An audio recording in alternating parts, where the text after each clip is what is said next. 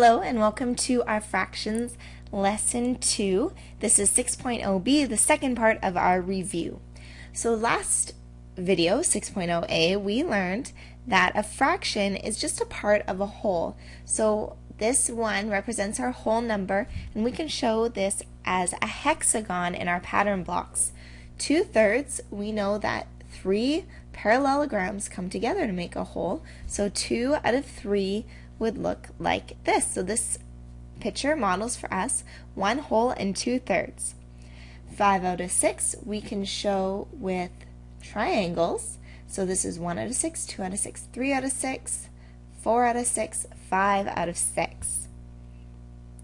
Next, 7/3, we talked about how this needs to be a mixed number. 3 goes into 7 2 times, so that's our whole number. With 3 times 2 is 6, with 1 more till we get to 7, 1 remaining. Keep our denominator the same. So we can show 2 as either hexagons or trapezoids here. So I'm going to choose trapezoids. And then 1/3 we can show with parallelograms or with 2 triangles. Our last one is 2 1/4. We're just going to change this to 2 1/3 so it works with our pattern blocks. So if we have 2 whole hexagons, and then 1/3 we could have as 2 triangles, or we could use 1 parallelogram. So we talked about equivalent fractions as well. Another review, a half, to go from 2 to 6 we have to multiply 2 times 3. So if we do that to the bottom, we need to do that to the top. 1 times 3 is 3 out of 6. 7, to get to 49 we need to multiply by 7, so we need to multiply 8 times 7. That gives us 56. So 7/8 is the same as 49 over 56. Finally, we have 250 goes down to 10. We need to divide this by 25. So if we divide the bottom by 25, we need to divide the top by 25 as well. Don't leave it out. So 50 over 250 is the same as saying 2 over 10. We can still reduce this even more. 2 divided by 2 becomes 1. So then if we divide 2, we need to divide 10 also by 2. 10 divided by 2, 5. Alright, so when it comes to adding fractions, sometimes we'll see that they have the same denominator. For example, if we have 1/4 plus 3/4. So when we have a fraction with the same, two fractions with the same denominator, we're just going to simply add up the numerators. 1 plus 3 equals 4. Keep the same denominators and then reduce if possible. Both of these numbers can be divided by 4. So we end up, remember, if the same number is on the top as on the bottom, we get the whole number 1.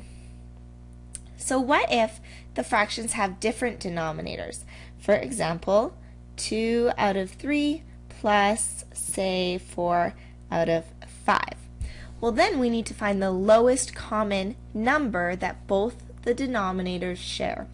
So 3 doesn't go into 5. So let's think about a number that they both do go into. So 3 times 3 is 9, but 5 goes into 10. So maybe 3 times 4 is 12, but 5 doesn't go into 12 very nicely. 5 times 3 is 15, and 3 times 5 is 15. So we'll go with the 15. Now, if you thought of another number that they both go into, for example, 30. Yeah, both 3 times 10 is 30 and 5 times 6 is 30. However, it's not the lowest number that they have in common. We want the lowest number that both denominators have in common. So it will still work, but it will just make your reducing a little bit more tricky later. So notice how when I multiplied the denominators, I also multiplied the numerators by the same number. So we don't want to leave out the numerators. So 2 times 5 is 10. Denominators, 3 times 5 is 15. Plus 4 times 3 is 12. 5 times 3 is 15. Now it looks like our last example. We just add the numerators. 10 plus 12 is 22. Keep the denominators the same. Can we reduce this? No. So we're just going to leave it as it is. Last but not least, what about mixed fractions or mixed numbers? For example, if we have 1 1/5 plus 2 3/10. So the whole number is the number in front, the 1 in this first one, or the 2. So we just want the fraction denominators to be the same. So 5 does go into 10 2 times, so 5 times 2. Make sure you multiply the numerator as well. So now we can rewrite this as 1 and 2 over 10 plus 2 and 3 over 10. So now that we have our denominators the same, we found the lowest common denominator, we're going to add up the whole numbers. 1 plus 2 equals 3. Next it says add the numerators. 3 plus 2 is 5. Keep the denominators the same. Reduce if possible. So 5 over 10, there is an equivalent fraction that's a little bit smaller. We can divide both the numerator and the denominator by 5. So this will go down to 3 1/2. So there you go. Let's look at a couple more complicated examples. We're going to Benjamin's birthday party and he is serving pizza. You're so hungry that you eat 5/8 of a pepperoni pizza. So let's draw that. Pizzas are usually cut into 8s. So you eat 1, 2, 3, 4, 5 pieces. Plus you eat 7/8 of a Hawaiian pizza. Whew, you must be really hungry. 1, 2, 3, 4, 5, 6, 7. 7/8. How much pizza did you have? So if we add up 5/8 of the pepperoni plus you ate 7/8 of the Hawaiian, our denominators are the same, so we're going to keep it the same. 7 plus 5, 7, 8, 9, 10, 11, 12 is 12 over 8. Now, is there a number that both of these can be divided by? We see that both can be divided by 4. 12 divided by 4 is 3. 8 divided by 4 is 2. Now, if you say, yeah, I ate 3/2 of a pizza, it's kind of hard to understand how much you actually ate. So let's change this into a whole number. 2 goes into 3 once with 1 left over. Keep the same denominator.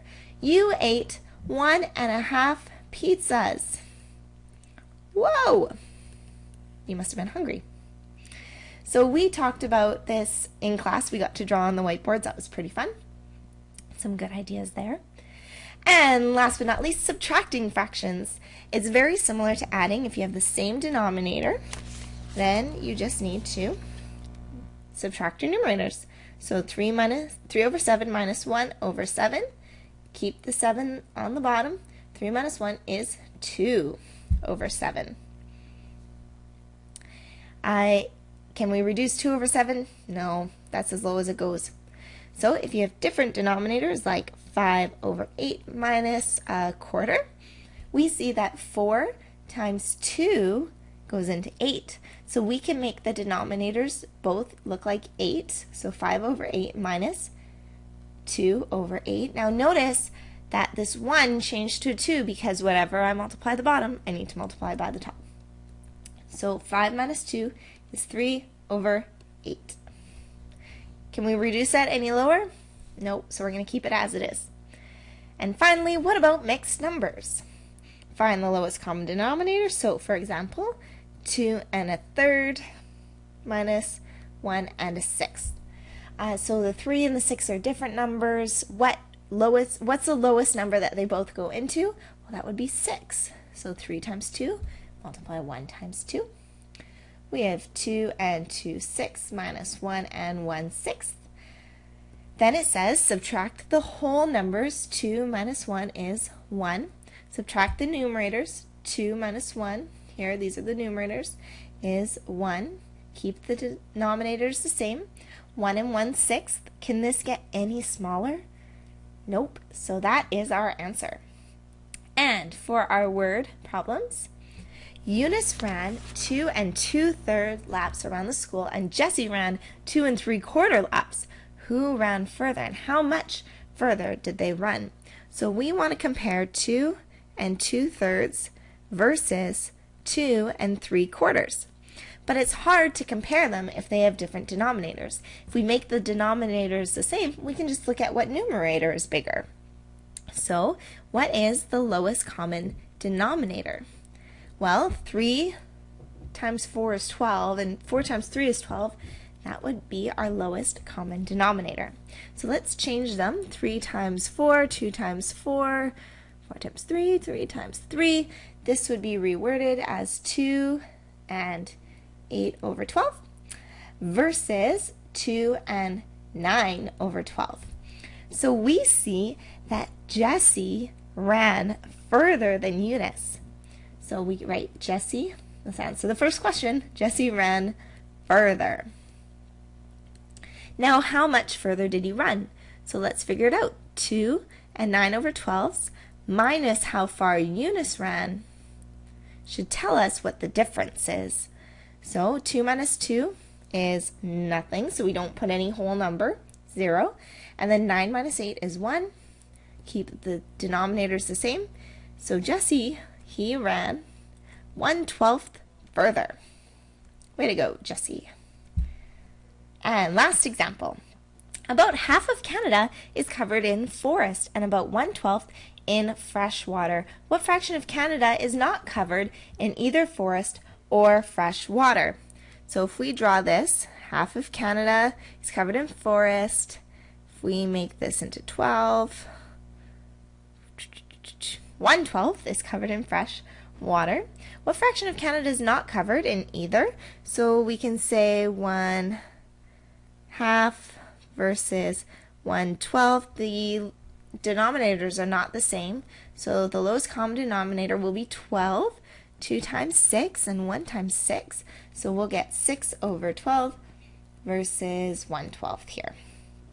So let's figure out how much is covered by forest and freshwater, and then we'll see how much is not covered. So forest plus freshwater covers 7/12 of Canada.